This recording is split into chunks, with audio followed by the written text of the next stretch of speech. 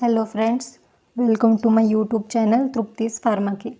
Last पार्टमध्ये आपण packaging मटेरियलमधला मेटल हा पार्ट पाहिला आणि आज आपण रबर इन डिटेल्स बघणार आहोत.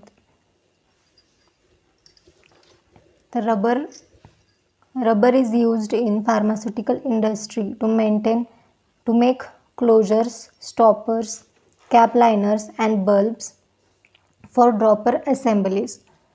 तर रबरचा फार्मास्युटिकल इंडस्ट्रीमध्ये यूज केला जातो. तर त्यामध्ये क्लोजर्स म्हणजे काय की जे काही कंटेनर असतं त्याला बंद करण्यासाठी किंवा सील करण्यासाठी जे काही मटेरियल असतं ते रबरपासून बनवलेलं असतं.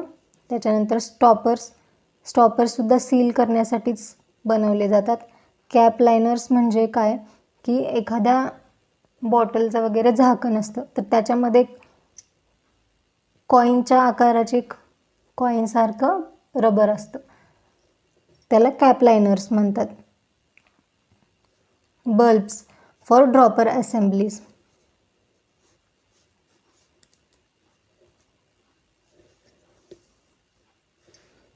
Rubber it is made either from natural or synthetic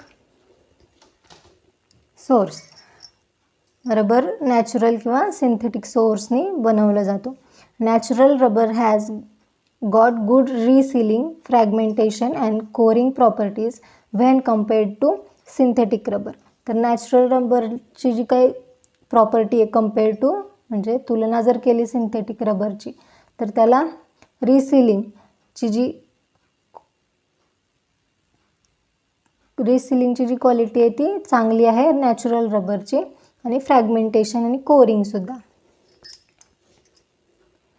synthetic rubber म्हणजे काय, कृत्रिम रबर, जे की it is poor in respect to ageing and has chances of moisture and gas permeation.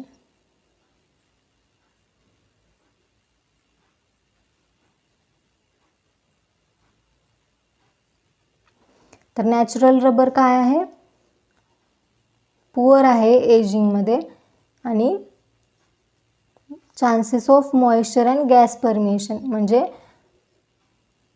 त्या नॅचरल रबर थ्रू गॅस किंवा मॉइश्चरचं pass होण्याचे chances जास्त आहे. It is more susceptible to absorption of preservative systems and sterilisation by autoclaving.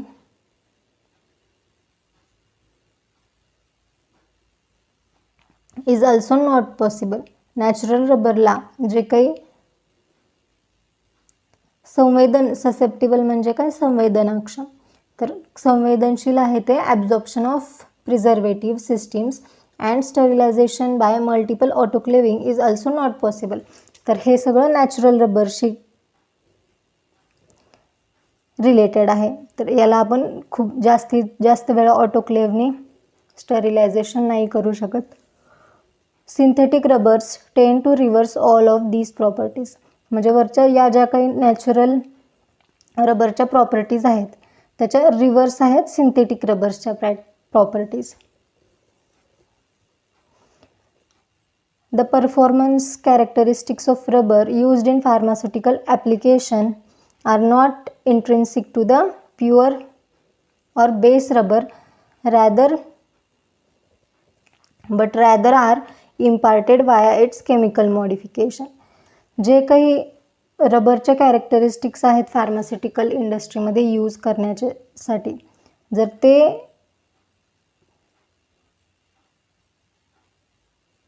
जो काही base rubber वापरला जातो त्याच्यात जर नसतील तर त्या केमिकल मॉडिफिकेशन त्यामध्ये बदल घडवून केमिकली पूर्ण केल्या जातात. केमिकल इम्पार्टेड म्हणजे च्याद्वारे, केमिकल मॉडिफिकेशन केमिकल बदलाच्याद्वारे ह्या ज्या काही परफॉर्मन्स कॅरेक्टरिस्टिक्स आहेत त्यामध्ये समावेश केल्या जातात. The base elastomer is combined and or reacted with a number of chemical agents or additives under harsh conditions of high temperature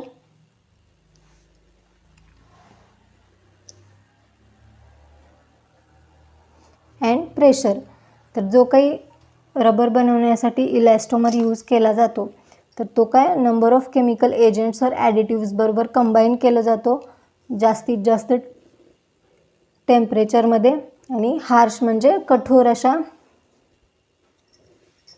कंडिशनमध्ये त्याच्यावर प्रेशर अप्लाय केलं जातं, ॲडिटिव्ज ॲड केले जातात आणि बेस इलॅस्टोमरला कंबाईन करून मग आपल्याला जो काही रेडी असलेला रबर आहे तो पॅकेजिंगसाठी अवेलेबल होतो.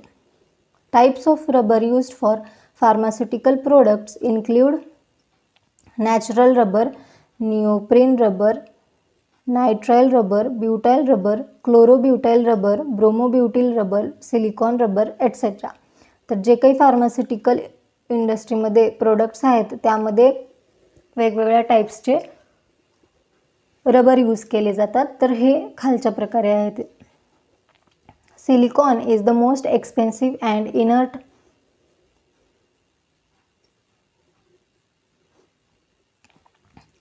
but is readily permeable to moisture, gases and absorbent to certain preservatives.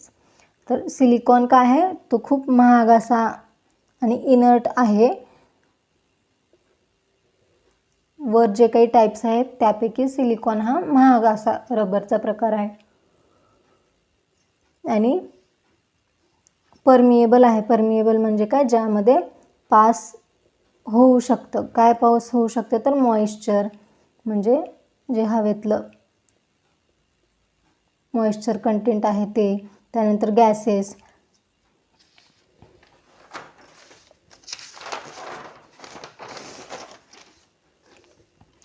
In the injectable drug products, rubber is used for many applications. Such closures for vials and bottles, seals and plungers for syringes and cartridges, gaskets in manufacturing equipment, and ports on plastic bags and intravenous administration sets.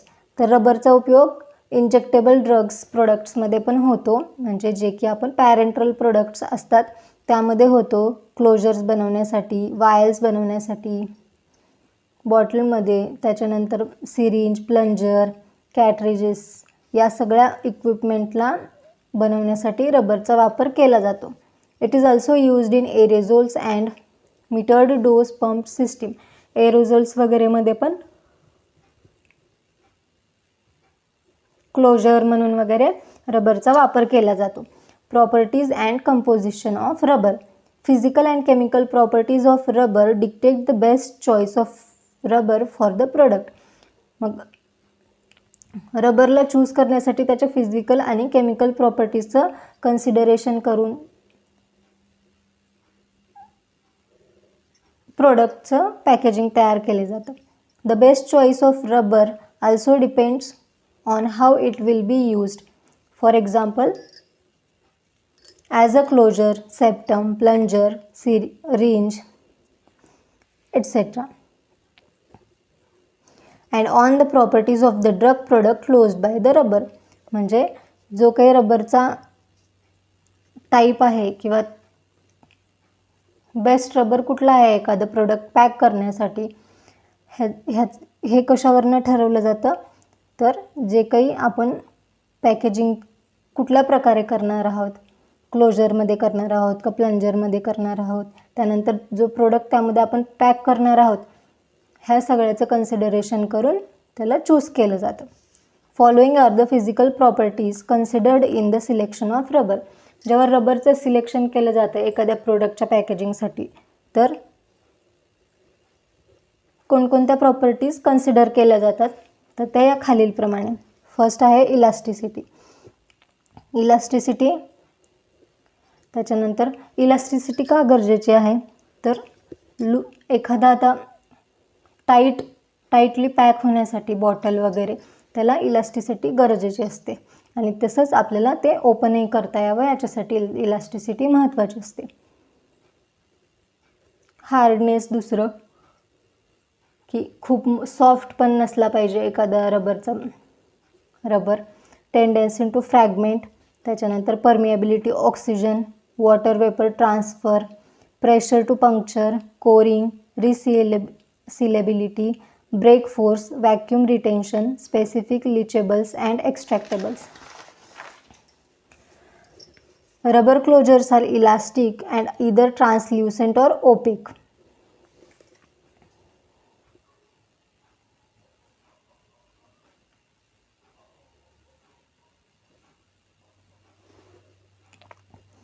Rubber closure जे असतात ते elastic असतात आणि ट्रान्सल्युसंट किंवा OPEC असतात. तर ट्रान्सल्युसंट म्हणजे काय की आरपार दिसतं, किंवा ओपेक म्हणजे पण अपारदर्शक असं. They are homogeneous and practically free from flash and adventitious materials. म्हणजे ते एकसंघ असतं आणि प्रॅक्टिकली फ्री फ्रॉम फ्लॅश आणि ॲडव्हेंटिशियस मटेरियल्स म्हणजे काय की जे काही खूप स्ट्रॉंग असे कंटेंट्स असतात त्यामध्ये, ज्यात हार्मफुल असतात, साहसी असतात, अशा मटेरियलपासून ते फ्री असतं. The rubber closure is used primarily for multiple dose vials and disposable syringes. Rubber क्लोजरचा यूज कुठे कुठे केला जातो तर मल्टिपल डोस वायल्समध्ये केला जातो आणि डिस्पोजेबल सिरिंजमध्ये. Rubber closures may be classified into two types, type 1 closures and type 2 closures. Type 1 closures काय meets the strictest requirements and thus are most preferred. म्हणजे जे काही स्ट्रिक्ट रिक्वायरमेंट्स असतात, कंडिशन करून ठेवलेले असतात की या प्रकारचंच या प्रोडक्टसाठी पॅकेजिंगमध्ये रबरचा यूज केला जातो. तर तशी कंडिशन असेल तर तिथे टाईप 1चं क्लोजर प्रेफर केलं जातं. Type 2 closures, these have mechanical properties suitable for special use. अशा मेकॅनिकल प्रॉपर्टीज आहेत टाईप 2च्या क्लोजर्सला की जिथे स्पेशल यूजमध्ये टाईप 2चा वापर होतो आणि टाईप 1चा सहसा जास्त प्रमाणात होतो. Closure chosen for use in contact with preparation, it must not be adsorbed onto the surface of the closure and do not migrate into or through the closure to an extent sufficient to affect the preparation adversely. Closure, जो काही closure आपण choose करतो एखादं product pack करण्यासाठी, तर तिथे adsorbed onto the surface of the closure and do not migrate into or through the closure to an extent sufficient. म्हणजे काय त्यामध्ये शोषक असे शोषला गेला नाही पाहिजे तो, त्यात प्रोडक्टचे कंटेंट्स किंवा जे काही ॲक्टिव्ह इन्ग्रेडियंट्स आहेत ते त्या रबर क्लोजरमध्ये असा असला पाहिजे. आणि it may adsorb active ingredients, antibacterial, preservative or other ingredients. जसं की मी सांगितलं तो ॲब्झॉर्ब करण्याची त्यामध्ये क्षमता असते, तर तसा प्रकारचा तो क्लोजर नसला पाहिजे. One or more ingredients of the rubber may be extracted into the liquid. रबरमध्येही असे काही कंटेंट असतात की जे आपल्या फार्मास्युटिकल डोसेज फॉर्ममध्ये ॲब्झॉर्ब किंवा एक्स्ट्रॅक्ट होऊ शकतात. These extractives could interfere with chemical analysis of the active ingredients, affect the toxicity or pyrogenicity of the injectable product, interact with the drug preservative to cause inactivation and may affect the chemical and physical sterility of the preparation. जे काही हा एक disadvantages झाला एक प्रकारे. मग जो काही एक्स्ट्रॅक्ट झालेले इन्ग्रेडियंट्स असतात रबरमधले ते काय करतात, अफेक्ट करतात टॉक्झिसिटी और पायरोजेनिसिटी ऑफ द इंजेक्टेबल प्रोडक्ट. म्हणजे इंजेक्टेबल प्रोडक्ट जे काही एखादं, फॉर एक्झाम्पल मी तुम्हाला सांगते, एखादा आता आपल्याला औषध द्यायचं आहे एखाद्या आजारासाठी, तो आजाराला संपवण्यासाठी त्यात जी काही टॉक्झिसिटी असते, पायरोजेनिसिटी असते, त्याला अफेक्ट करतं, इंटरॅक्ट करतं ड्रग प्रिझर्वेटिव्ह बरोबर आणि त्यामध्ये इनॲक्टिव्हेशन होतं. म्हणजे जे काही ॲक्टिव्ह इन्ग्रेडियंट्स असतात डोसेज फॉर्ममध्ये त्याला कमी करण्याचं प्रमाण ते करतं, त्याची ॲक्टिव्हिटी कमी करण्याचं प्रमाण करतं. And may affect the chemical and physical sterility of the product. म्हणजे पॅरेंटल डोसेज फॉर्म काय sterile, most of the product dosage forms हे स्टेराईल केलेलेच असतात, तर ते स्टरिलिटीसुद्धा ते अफेक्ट करतं, जे काही प्रोडक्ट आहे, जे प्रिपरेशन आहे आपलं ते. इलॅस्टोमर, तर इलॅस्टोमर हे काय आहे, रबरचं बेस इन्ग्रेडियंट म्हणजेच elastomer. Rubber formulations contain a variety of components. रबरच्या फॉर्म्युलेशनमध्ये खूप साऱ्या प्रकारचे कंपोनेंट्स असतात. Base component is elastomer that is composed of either natural or synthetic rubber, म्हणजेच तो नैसर्गिकही बनवला जातो आणि कृत्रिमरित्याही बनवला जातो. It determines most of the physical and chemical characteristics of the rubber. रबरच्या ज्या काही फिजिकल आणि केमिकल कॅरेक्टरिस्टिक्स आहेत तर ते इलॅस्टोमरवरनं डिटरमाइन केले जातात. इलॅस्टोमरचा सोर्स काय आहे तर natural latex rubber liquid obtained from the Hevea brasiliensis tree. हे इलॅस्टोमरचं सोर्स आहे. Nowadays in an increase in demand for rubber led to developments in the production of synthetic rubber. Increasing demand of rubber म्हणजे खूप सारे packaging हे रबरचा use करून केले जातं, त्यामुळे सिंथेटिक रबरचं प्रोडक्शनमध्ये डेव्हलपमेंट आली आहे natural as compare to natural rubber. Most commonly used elastomer is butyl rubber. It has superior oxygen and moisture barrier. Butyl रबरला खूप महत्त्वाची क्वालिटी ती काय आहे की ऑक्सिजन आणि मॉइश्चरला बॅरियर आहे, ते एक प्रकारचा अडथळा निर्माण करतं ऑक्सिजन आणि मॉइश्चरसाठी. Halogenated synthetic rubber that is neoprene is available for more oil based products. Neoprene कशासाठी वापरलं जातं, ऑइल बेस्ड प्रोडक्टसाठी. त्याच्यानंतर elastomers are produced from natural or synthetic substances by cross linking of elastomers with appropriate additives through polymerisation, polyaddition or polycondensation. Elastomer produce कसं केलं जातं natural किंवा synthetic सबस्टन्सेसपासून, तर क्रॉस लिंकिंग ऑफ इलॅस्टोमर केलं जातं. त्यामध्ये ॲप्रोप्रिएट अमाऊंटमध्ये ॲडिटिव्स ॲड केले जातात. पॉलिमरायझेशन, पॉलीॲडिशन, पॉलीकंडेन्सेशन म्हणजे नंबर ऑफ अमाऊंटनी ते ॲड केलं जातं ॲडिटिव्स. आता यामध्ये ॲडिटिव्स कोणकोणते ॲड केले जातात तर curing agent, activator, filler, additional compounds to control cure rate, colour and resistance properties. त्यातलं ॲडिटिव्समधलं आपण आता बघणार आहोत क्युरिंग एजंट, और त्यालाच काय म्हणतात वल्कनायझिंग एजंट. तर that provides the shape and the elasticity and the resiliency. तर क्युरिंग एजंट काय काय प्रोव्हाइड करतं तर शेप प्रोव्हाइड करतं, त्याच्यानंतर इलास्टिसिटी प्रोव्हाइड करतं आणि रेझिलियन्सी म्हणजे काय लवचिकता.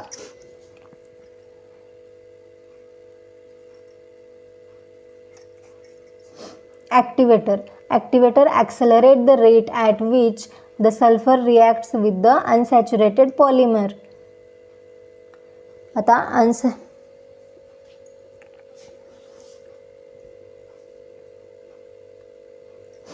तर त्यामध्ये काय आहे झिंक ऑक्साईड कंबाईन होतं स्टेरिक ॲसिडमध्ये. Fillers reduce tack, adjust colour and often to increase hardness and durability. Carbon black, clay, calcium carbonate and precipitated silica हे फिलर्स आहेत जे यूज केले जातात. ॲडिटिव्समध्ये काय काय यूज केलं जातं अँटीऑक्सिडंट्स, अँटीझोनेट्स अँड कलरंट्स.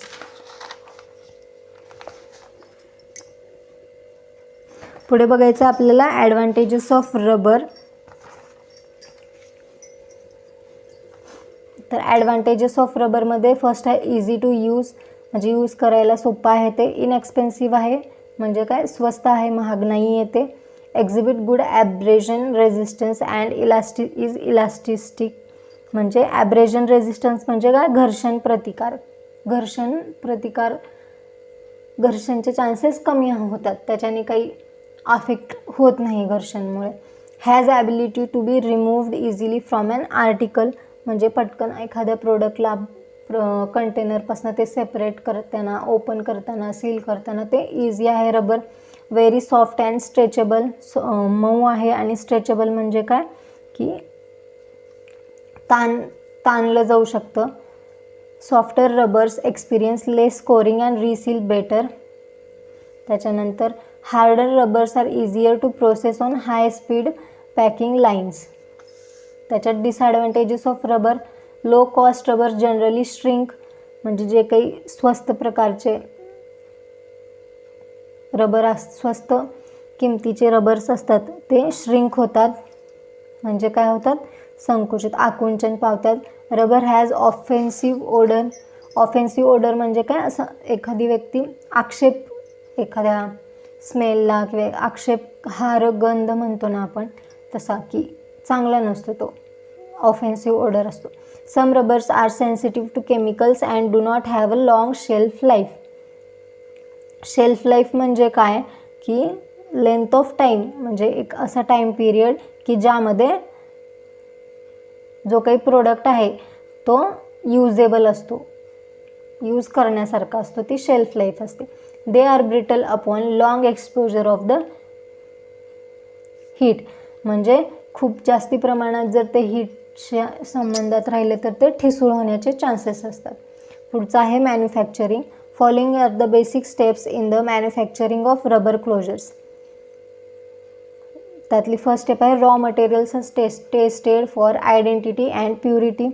रॉ मटेरियल जे आहेत त्यांना पहिलं टेस्ट केलं जातं की त्यांनी तेच प्रोडक्ट आहे जे आपल्याला रबर यूज करण्यासाठी पाहिजे, ते प्युअर आहे की नाही हे चेक केलं जातं.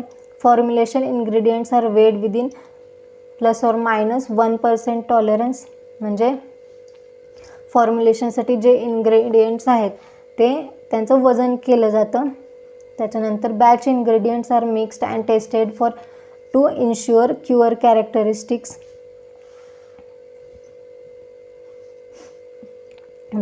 प्रत्येक बॅचचे इन्ग्रेडियंट्स मिक्स केले जातात, त्याच्यानंतर टेस्ट केले जातात, त्यांचे कॅरेक्टरिस्टिक्स चेक केले जातात. The mixture is placed in an extruder to create pellets, strips or sheets and moulded by injection, compression or transfer. म्हणजे हे जे काही मिक्सचर मिक्स केलेलं आहे ते एक्सट्रुडर मशीन असते ती एक प्रकारची, त्यामध्ये प्लेस केलं जातं. पॅलेट्स वगैरे, स्ट्रिप्स, शीट्स बनवण्यासाठी, पॅलेट्स म्हणजे गोळ्या, आणि moulded by injection. The moulded sheets stoppers are trimmed and wash to remove trim and mould lubricants. Trim म्हणजे काय की एकतर त्याची स्मॉल साईज जशी हवी तसे करून घेणे, व्यवस्थित कटिंग करून नीट व्यवस्थित करून घेणे त्याला, ते म्हणजे trim. The stoppers are bagged and autoclaved if applicable.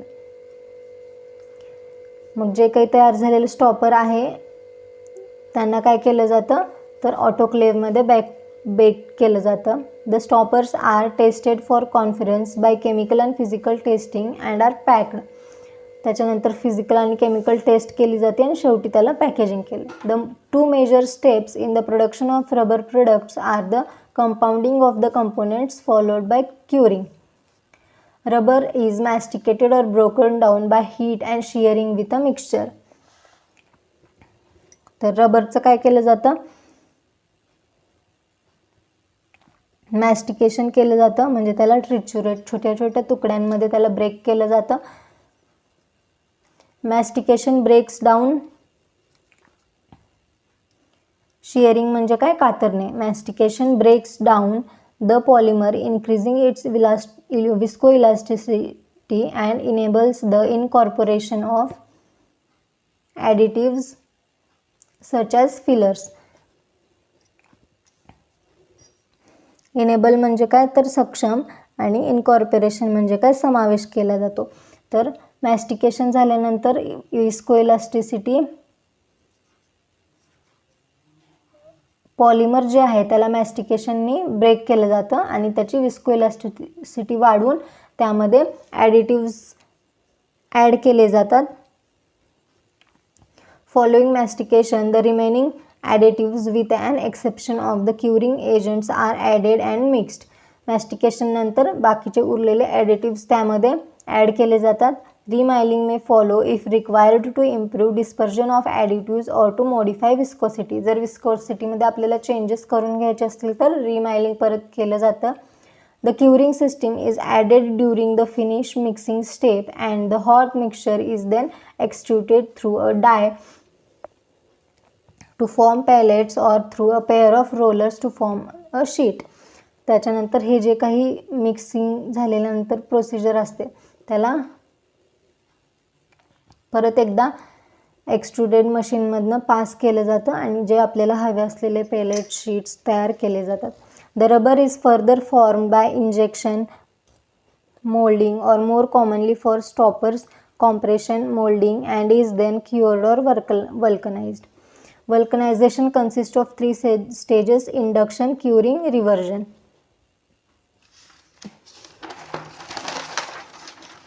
त्याच्यानंतर ही पूर्ण प्रोसिजर मॅन्युफॅक्चरचे झाले की क्लिनिंग येतं. तर रबरचं क्लिनिंग केलं जातं. Rubber closures are cleaned and dehydrogenated by rinsing with numerous amounts of water for injection and if necessary a cleaning agent like sodium hydroxide, liquid safe clean or trisodium phosphate.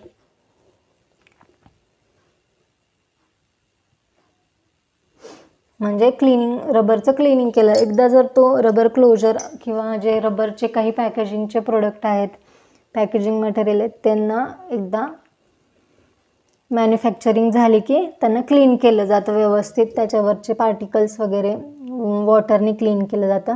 Many rubber formulations contain polymer surfaces that do not required siliconisation and process without difficulty. However, if siliconization is required, it is done prior to sterilization but after the dehydrogenation procedure and usually in the stopper washer. सिलिकॉनायझेशन पण केलं जातं जर गरज असेल तर तिथे. A predetermined amount of silicon is added to the stopper washer during a specific period of the washing cycle. जेव्हा wash केलं जातं वॉटर बरोबर तेव्हा एक specific amount of silicone add केलं जातं. त्याच्यानंतर sterilisation, steam sterilisation in an autoclave using a validated cycle. Steam रबरला स्टराईल करण्यासाठी स्टीम स्टरिलायझेशन म्हणजे वाफेचं स्टरिलायझेशन केलं जातं. त्याच्यानंतर rubber plunger used in pre sterilised ready to fill syringe are sterilised by gamma radiation. तर रबर प्लंजरला gamma रेडिएशननी स्टरिलाइज केलं जातं. त्याच्यानंतर qualification, physiochemical and toxicological tests for evaluating rubber closures are determined in USP. तर त्याचं आपण वेगवेगळ्या टेस्ट्स केल्या जातात ते आपल्याला क्वालिटी कंट्रोल, क्वालिटी वगैरे चेक करण्यासाठी. तर बायोलॉजिकल रिॲक्टिव्हिटी टेस्ट फॉर रबर ह्या टेस्ट आहेत आणि त्यामधले हे टाईप्स आहेत. तर इन विट्रोमध्ये ह्या 3 प्रकारच्या टेस्ट केल्या जातात: agar diffusion test, direct contact test, elution test आणि इन विवोमध्ये systemic injection test, intracutaneous test, implantation test. पुढे आहे सिलिकॉनायझेशन की जे आपण पहिले क्लिनिंगमध्ये पाहिलं. Rubber closure must be slippery in order to move easily through a rubber closure hopper and other stainless steel passages until they are fitted on to the filled vials. Slippery म्हणजे काय, निसरतात ते, खूप घसरल्यासारखी त्याची क्वालिटी असते रबरची. त्याच्यानंतर traditionally rubber materials are siliconised in order to provide lubrication. तर silicone oil or emulsion applied on the rubber. Slippery quality का करायची असते, ते ओपन आणि सील होण्यासाठी मदत होते, त्याच्यासाठी हे सिलिकॉनायझेशन गरजेचं असतं. तर अशा प्रकारे पॅकेजिंग मटेरियल हा चॅप्टर संपतो. पॅकेजिंग मटेरियल या चॅप्टरमध्ये आपण काय काय पाहिलं, तर पहिले इंट्रोडक्शन ऑफ पॅकेजिंग मटेरियल, त्याच्यानंतर त्याचे types of packaging material, classification of packaging material, types of packaging, त्याच्यानंतर कंपोनेंट्स ऑफ पॅकेजिंग बघितले, ॲडव्हान्टेजेस बघितले पॅकेजिंगचे. त्याच्यानंतर बघितलं आपण सेकंड पार्टमध्ये selection criteria for packaging material बघितलं. सिलेक्शन क्रायटेरियामध्ये काय काय पाहिलं, physical characteristics, facilities available, formulation, components, stability etcetera पुढे आहेत ते. पुढे बघितलं आपण ग्लास तिसऱ्या पार्टमध्ये, चौथ्या पार्टमध्ये आपण प्लास्टिक पाहिलं, फिफ्थ पार्टमध्ये मेटल पाहिलं आणि आजचा हा लास्ट पार्ट याच्यामध्ये आपण रबर पाहिलं. तर अशा प्रकारे हा चॅप्टर संपलेला आहे. नेक्स्ट पार्टमध्ये मी या चॅप्टरची पूर्ण समरी देईल जेणेकरून स्टुडंट्सची रिव्हिजन होईल.